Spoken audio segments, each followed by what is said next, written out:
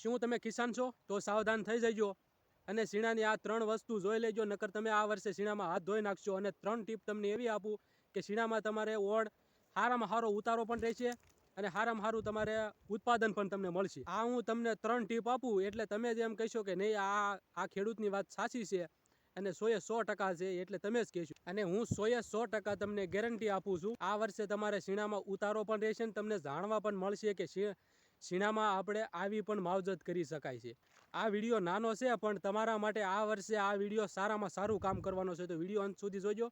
હાલો આપણે હવે વિડીયોમાં આગળ વધીએ. વિડીયો કરીએ. ટીપ નંબર પહેલી કે આપણે શીણામાં સુકારો કેમ આવે છે, શું કામ આવે છે અને એનાથી આપણે છુટકારો કેમ પામી શકીએ. કારણ કે ઝાઝાતર મોટી ખેડૂતની આ જ પોઝિશન છે, કારણ કે અમારા એરિયામાં પણ ઘણાના શીણા સુકાઈ ગયા છે. તો સુકારાથી આપણે છુટકારો કેવી રીતે મેળવી શકીએ એ આપણા પહેલા ચેપ્ટરમાં વાત કરીશું. આપણે જાણીએ કે પહેલાં સુકારો શું કામ આવે છે. ઘણા લોકો શીણાનો સુકારા વિશે અલગ અલગ વાતો કરતા હોય. કોઈ એમ કહે છે કે તળકીડી લાગી છે, કોઈ એમ કહે કે શીણા ઘાટા હોવાના કારણે આવે છે, કોઈ એમ કહે કે શીણામાં પાણી વધી જાય છે. તો આવું બિલકુલ કાંઈ જ નથી હોતું. તો પહેલાં આપણે જાણી લઈએ કે આપણે શીણામાં સુકારો કેમ આવે. તો શીણામાં સુકારો એટલા માટે આવે છે કે આપણે દેશી ખાતર તો હવે વૈયા ગયા છે. હાવ દેશી ખાતર કોઈ નાખતું નથી આજકાલને બધાને ઉરિયામાં ડીએપીમાં એમાં જ બધું અને નત નવા ખાતર આવે છે. એટલે એ ખાતર નાખીને અને આપણી જમીન છે એના તત્વો એવા હોય એ બધા બળી જાય છે. તો પહેલાં એને બચવા માટે આપણે એક ઉપાય કરવાનો છે. પહેલો શું કે આપણે શીણાનું જે બીજ આવે એ બીજની પહેલાં સારવાર કરવાની છે. બીજની સારવાર એવી કરો કે એને પોટ પાવ આપણે વાવવા ટાણું થાય તે પહેલાં 2 દી અગાઉ એને પોટ પાઈ દેવાનો છે આપણે શીણાના બિયારણમાં. અને પોટ તમને ખબર ન હોય કે કઈ દવાથી પાવો તો આપણે નીચે વિડીયોમાં કોમેન્ટ કરી દેજો, એટલે હું એના ઉપર પણ વિડીયો બનાવી દઈશ. તો આપણે જાણીએ બીજું કે બીજી શું સારવાર કરવી. તો બીજી આપણે એ કે તમારી જમીન હોય એ જમીનને આપણે થોડીક સારવાર કરવાની છે. એમાં એક દવા નાખવાની છે. એ દવાનું નામ છે આપણે ફોક્સોરાઇટ. એ દવા તમને હું ફોટો પણ અહીં લગાડી દઈશ. ફોક્સોરાઇટ દવા આવે એ આપણે પહેલાં જમીનમાં નાખી કોરવણ તમે કાઢો તો એની હારે પાવાની છે.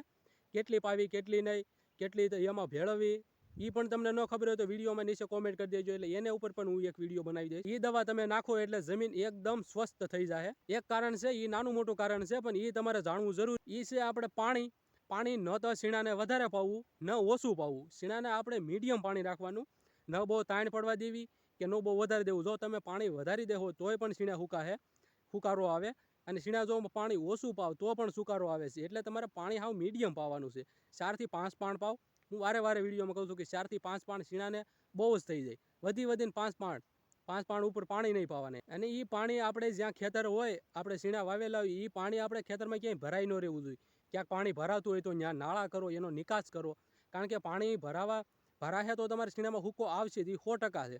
પણ એનો આપણે નિકાસ કરી દેવાનો. અને પાળિયા રાખવાના સાવ નાના, કારણ ખેતરમાં આપણે લાંબો કેરો હોય તો એના નાના પાળિયા કરી દેવાના. એટલે શું છે પાણી બહુ એને લાગે નહીં અને બહુ ભરાય નહીં. એટલે તમારે નિકાસ તો પાણીનો કરી દેવાનો જ્યાં ભરાતું હોય ત્યાં. હવે આપણે વાત કરીએ કે હવે ખાતર કયું નાખવું કયું ન નાખવું. ખાતર તો આપણે પેલું એને પોટાશ નાખવાનું છે, પોટાશ. અને બીજું ખાતર છે ઝીંક. આ તો બે આપણે વાવીએ તો પાયામાં ફરજિયાત નાખવાનું છે. અને થોડોક હારે ડીએપી 5 કિલો અને 2 કિલો ઉરિયા, કારણ કે આપણે દાણો ફડાકે એવું કે થોડી ગરમી પકડે એટલે ઉરિયા નાખવાનું. એટલે આ 4 ખાતર પહેલાં આપણે પાયામાં નાખવાના છે. ખાતર તો તમારે નાખવાનું મીડિયમ નાખવાનું. ખાતર આપણે મીડિયમ નાખવાનું છે. તો તમે આ વાત હવે સમજી ગયા છો. હવે જઈએ આપણે ટીપ નંબર બીજી કે આપણે પહેલાં તો ખેતરનો સુધારો કરવાનો છે. એકનો એક પાક 2-3 વર્ષે તમે ફેરવો. એકનો એક પાક નહીં કર્યા કરવાનો. 2-3 વર્ષ થાય એટલે પાક બીજો ફેરવી નાખવાનો. એટલે આ તમારે ખાસ કાળજી લેવાની છે. પાક તો ફરજિયાત 2-3 વર્ષ ફેરવવાનો જ, કારણ કે એકનો એક પાક વાવવો તો પણ તમને આવી પ્રોબ્લેમ બધી જોવા મળે છે. એટલે તમારે પાક તો ફરજિયાત ફેરવવાનો. છોડવાને રોગ લાગ્યો હોય એ છોડવાને ઉપાડીને અને તમારે ખેતરના શેઢે ફેંકી દેવાનો છે, અંદર નથી રહેવા દેવાનો. કારણ કે એક એ છોડવામાં રોગ હોય એટલે આજુબાજુના છોડવામાં પણ એ રોગ લાગવાની શક્યતા રહે અને પછી આખા ખેતરમાં ફેલાવા. એટલે તમારે જે એમ થાય કે આ નબળો છોડ છે તો આ છોડવાને રોગ લાગ્યો છે, તળકીડી લાગી, ઉપાડીને અને એને શેઢે ફેંકી દેવાનું. અને તમારે જો સારી માવજત લેવી હોય તો મારું માનો તો ગાય ભેંસનું આપણે ખાતર નાખો, ગૌમૂત્ર છંટકાવ કરો. એટલે આ તમે કરો તો હું 100% ગેરંટી આપું છું કે પાકમાં તમારે વરોવરી થતું છે એનાથી 15 થી 20 મણનો ઉતારો વધારે રહેવાનો છે. એટલે તમારા દેશી ખાતરમાં જાજો આપણે ધ્યાન દો. ગૌમૂત્ર છાંટો એટલે રોગ એના જે તત્વ હોય એ ન બળે. અને ખાતર નાખવા બીજા એવા તત્વ હોય કે જે આપણે પાકને નુકસાન કરતા હોય, એ પાકના તળકીડા હોય એવું બધું એ ખાતરમાં ભેગું જે જીવાત આવે એ એને ખાઈ જાય છે. એટલે અમુક ટકા એ પણ આપણે ફાયદો રહેશે. એટલે તમારે દેશી ખાતર તો નાખવું જ, મારી તો એ જ સલાહ છે. પછી નાખવું ન નાખવું એ તમારે મનની ઈચ્છા. અને હવે આપણે વાત કરીએ કે આપણે શીણામાં કઈ જાત વાવવી. શીણામાં આપણે ઘણી બધી જાતો હોય છે. વિક્રમ ફૂલે હોય છે, 3 નંબર હોય છે, કારણ કે ગિરનાર હોય છે, અને કાબોલી પણ હોય છે. એટલે આપણા ખેતર માટે અને આપણા ફાયદા માટે એને આપણે કયું બિયારણ વાવવું, તો આપણે બિયારણ વાવવાનું છે 3 નંબર શીણા. 3 નંબર શીણા સારામાં સારું એક બિયારણ છે. 3 નંબર એક શીણાનું બિયારણ એવું છે કે હું 4 વર્ષથી વાવું છું, એટલે મને ખૂબ જ ગમે છે. મારું પ્રિય છે 3 નંબર બિયારણ, તમારું જે હોય. અને 3 નંબર શીણાના હું તમને હવે ફાયદા જણાવું. તો ફાયદા, 3 નંબર શીણાનું માર્કેટ હંમેશા ઊંચું રહે છે અને એની માંગ પણ હોય જ. 3 નંબર શીણાના બિયારણમાં ભાવ પણ ઉપર નીચે બહુ થતો નથી, મીડિયમ ભાવ હોય છે. એકનો એક ભાવ, એમાં ઉછાળો જાતો તમને જોવાય નહીં મળે. પહેલો તો આપણો ફાયદો છે એ જ કે આપણે ભાવ એનો સારો આવી રહી. 3 નંબર શીણા આપણે ઉપયોગમાં પણ ઘણા લેવાય છે. તો વાત કરું ને તમને, એ શીણાનું આપણે 3 નંબર શીણા આપણે પ્રોસેસિંગમાં પણ ઘણા લે, જેમ કે ચણા દાળ, બેસનનો લોટ, નમકીન ભજીયા, પેકેજમાં પણ ઘણો ઉપયોગમાં લેવા આવે છે. એટલે 3 નંબર શીણાના ઘણા ઠેકાણા ઉપયોગમાં લેવાય છે. એટલે એનો ભાવ પણ સારો રહે છે અને એની માંગ પણ હંમેશા આપણે રહે છે. એટલે 3 નંબર શીણા આપણે વાવવા.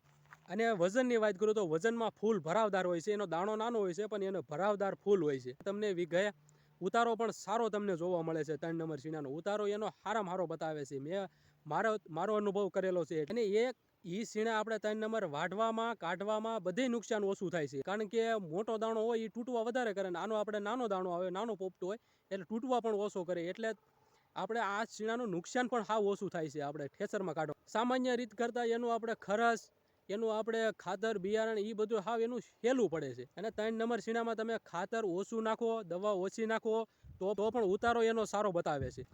અને આપણે મોટો ફાયદો એ 3 નંબર શીણામાં એ છે, પણ તમે સમય કરતાં એને વધારે સંગ્રહ કરી શકો છો. આપણે માનીએ કે આ વર્ષે આપણે ભાવ એનો ઓછો છે, આપણે 2 મહિના, 4 મહિના કે 5 મહિના આપણે એને હાસવા છે, તો પણ એને આપણે સંગ્રહ પણ કરી શકીએ.